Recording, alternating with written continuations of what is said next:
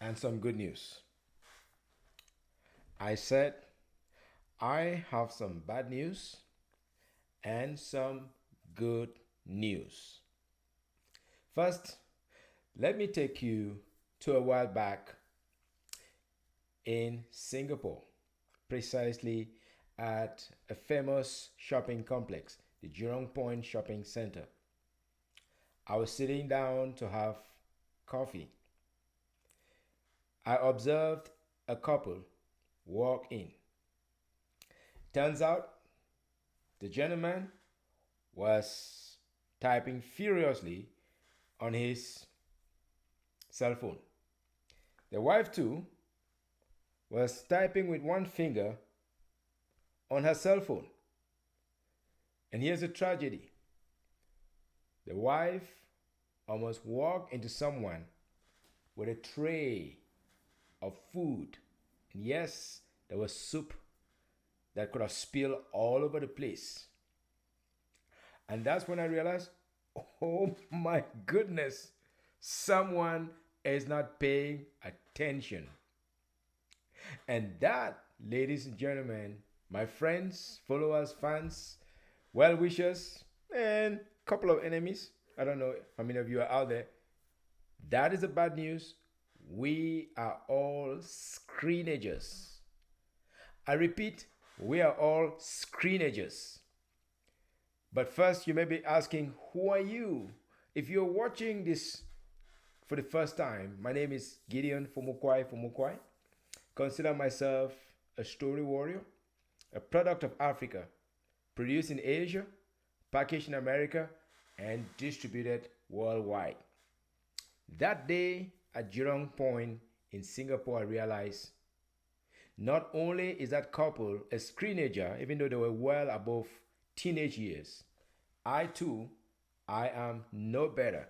I am also a screenager. And I believe you too, you are a screenager. Yes, a screenager. Somebody who spends a lot of time dabbling or staring at the screen all day long. I know you don't believe me. You'll be saying, well, Gideon, what do you know about screens? Let me tell you. There is a report that says that an average American, and I'm only talking about Americans because the data is out there, spends about 7 hours a day watching at a screen. I'm only praying that the screen they're watching at is not a tiny little screen like the one that the gentleman and the girlfriend, I don't know, the wife, were staring at until they almost run into somebody carrying a big tray with food in Singapore.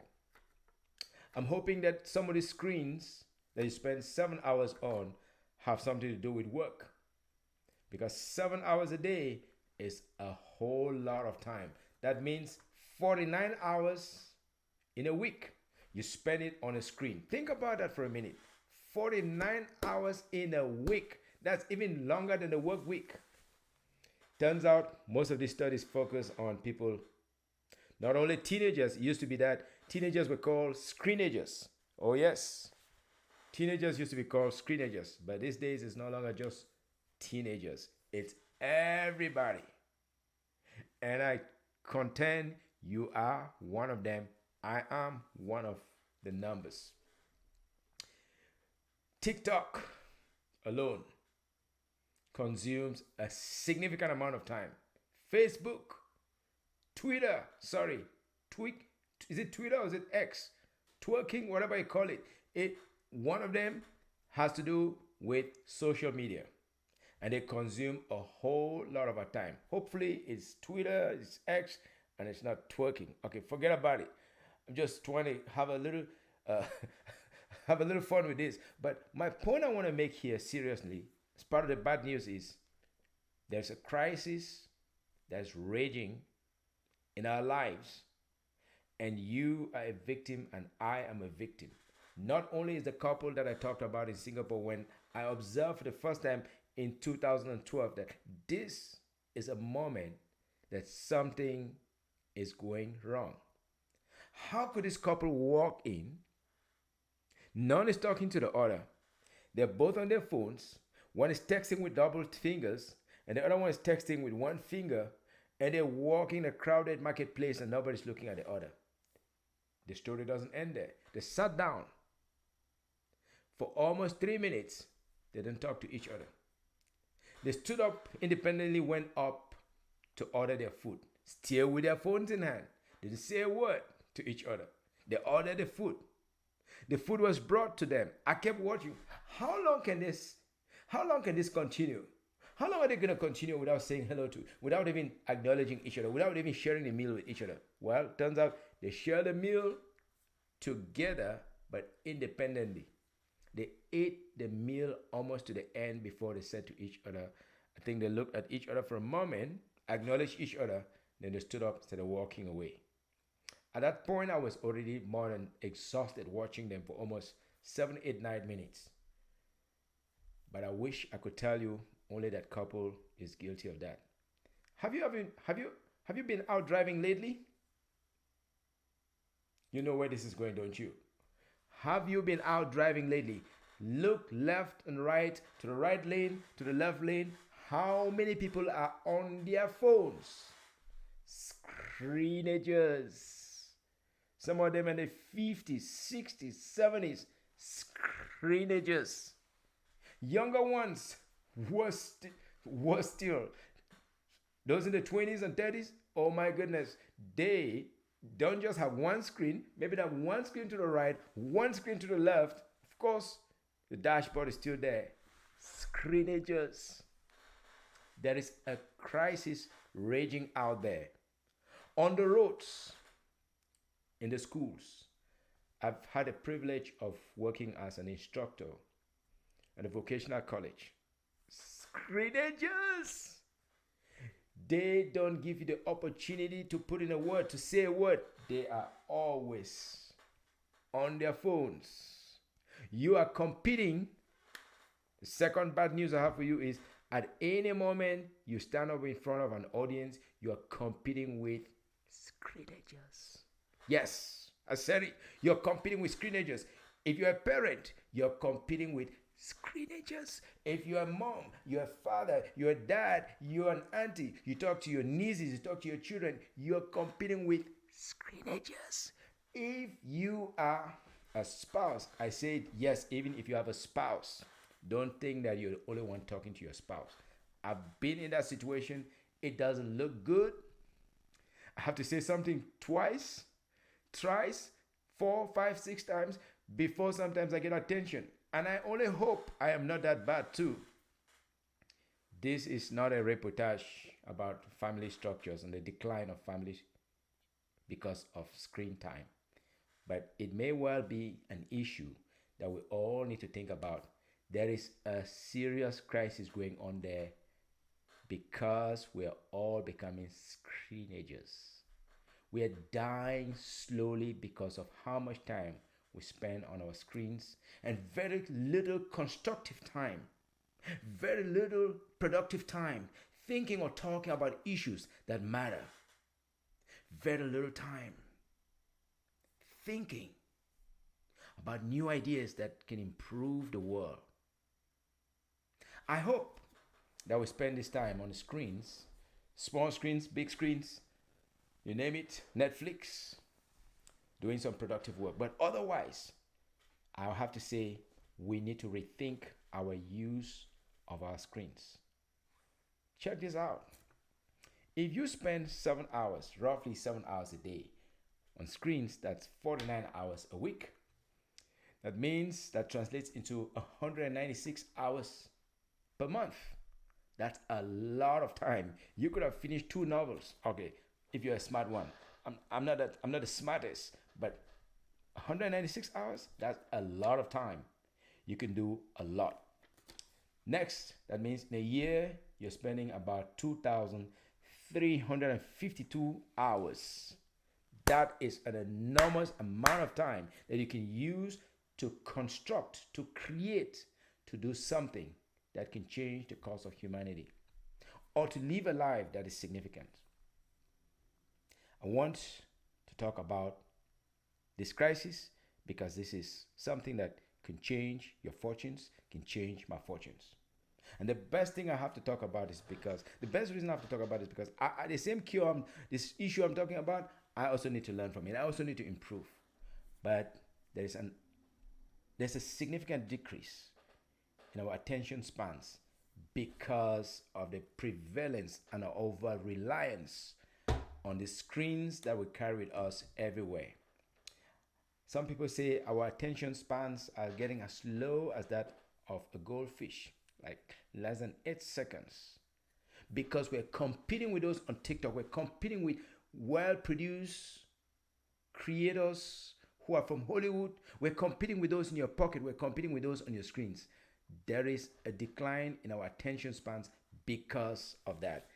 And it's something that every serious professional, every serious parent, every serious human should pay attention to.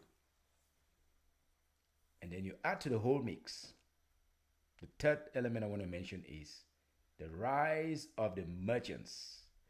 The merchants of attention, those who want to capture and hold your attention at all costs. They will use anything to get your attention. Sometimes they use their vuvuzelas. Sometimes they use any instrument that will capture your heartstrings and keep you grounded for as long as possible. I'm not only talking about Facebook, I'm not only talking about Twitter, I'm not only talking about TikTok, I'm not only talking about, I'm talking about podcasts. Oh, yes. I'm talking about live streams like this one. Full disclosure, I am also vying for a little bit of attention from you. I am one of those who wants to have a little bit of your attention, because if I can have some of your attention as an attention merchant myself, I may through that convey some ideas about the urgency of issues such as screen time, which is causing our slow death. We're dying by virtue of the fact that we are spending so much time on screens, so much so that our attention spans are so limited.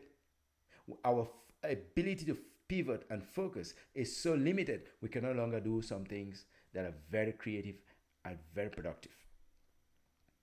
Podcast, people who want to get into your ears. Even those ones too, they want to get into your ears, they want to get into your mind because they want to take your attention away from the other things that you ought to be doing with your time. So I want to say beware of merchants of attention. And so what is the whole point of doing this whole little mini expose about screen time is causing a slow death? What is the whole purpose of doing this conversation about the fact that our attention spans are declining because we're giving way too much attention to the screen and very little time to the other things that matter in our lives, like listening to our children, like listening to our friends, like spending time just listening to our spouses or to our educators when you're in a classroom environment, or to your boss, to your boss when your boss is talking in the conference room. What are we up to? Well, I have only one solution for you. It's time for us to migrate from screen time to story time. It's time for us to migrate from screen time to good old paper time. It's time for us to migrate from screen time to coffee time. Oh, yes, let's go one at a time. If you can master the art of storytelling, which means you can steal some other person's attention away for a second with a good hook, with a good, fascinating story, you give them the opportunity to connect heart to heart. And yes, you know this. I'm a story warrior. I am an advocate for good old, powerful, moving stories. I'm not talking about 10 stories that last 10 minutes long. No. Not talking about stories that last 5 minutes long. No. 2-3 minutes. Good ones that capture the attention and connect heart to heart. And by so doing, convey some of those powerful lessons that you've learned through life. It's time for us to go back to good story time, because good stories come with good points. Good stories come with good lessons. Number 2, It's time for us to shift aside the screens and take time to write a letter. Yes, I love letter writing. Write a letter to someone who has done things special to you and take it. A postcard, if you don't have, write it, put it into a letter, to a mail, and send it out. That's gonna be so much more powerful than just sending an email. You wanna have the personal touch? Why don't you talk about a moment when your lives intersected? Why don't you talk about a good experience you had years ago?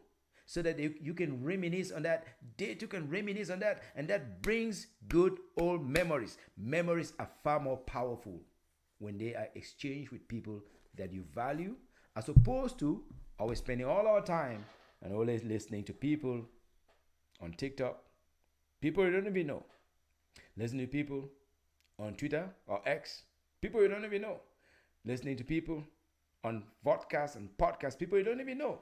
Now, I have nothing wrong, I have nothing against the people you don't know. I'm all for people you don't know. But at the same time, we cannot do that at the expense of those that matter. We cannot do that at the expense of family. And the last element, when you write that letter, send it out and see how much goodwill that's going to harness for you. And tonight, I'm going to write a letter to my mentor, Mr. Nathaniel Forbes, now retired in St. Paul, Minnesota. A fine gentleman who took great care, great attention in giving me advice in some years ago when I was still trying to find my feet on the ground. I'm going to make sure I use one of this, and I have loaded myself with this so that I can keep those letters flowing. Would you commit to writing one letter today to somebody that's made a significant impact on your life this year, and send it out and see how much goodwill that generates for you? It's going to be far more powerful than just watching a screen for 4 hours. For goodness, 7 hours a day. What are you doing? 7 hours a day. What if you take 30 minutes, 10 minutes and write a letter? Handwritten, good old script, and send it. Last but not least, ask someone out for coffee. It's my favorite thing. Unfortunately, since the pandemic, I am not as lucky getting my friends to sit down for coffee with me. Before the pandemic, years ago, I built a business just by asking, hey, Stanis, can we meet for coffee?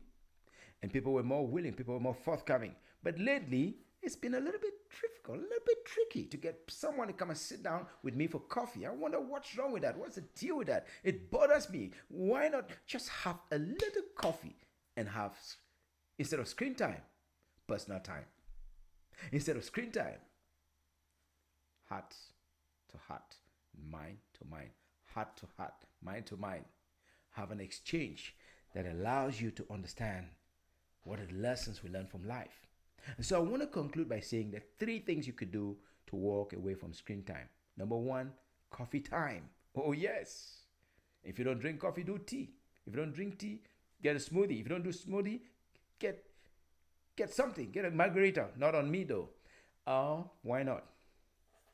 Sit down and write a letter to someone. It doesn't have to be a love letter.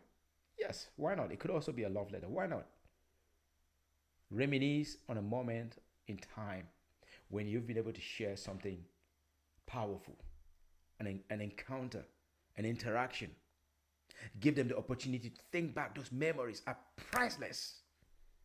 And last but not least, story time. Because if you learn the power of storytelling, you can fascinate your minds. You can fascinate the person with whom you're talking. And they forever carry those memories with them wherever they go. That, my friends, is far more productive than just watching a screen for 7 hours in a day. And this has been Gideon Fomokwai, the story warrior, saying, beware of the slow death by screen time. Beware of the fact that you're wasting your time away and wasting your life away because of screen time. And more importantly, try something new. Write a letter. spend time over coffee, or best still, tell a fascinating story that draws someone in and transports them to a world far, far away. Thank you so much. If you love this episode, share this with a friend. If you don't love this episode, share this with a friend. You never know whom this will touch, encourage, or inspire. This has been Gideon Fomokwai, the Story Warrior, signing off saying, I'm a product of Africa, packaged in Asia, produced in Asia, packaged in America, and distributed worldwide.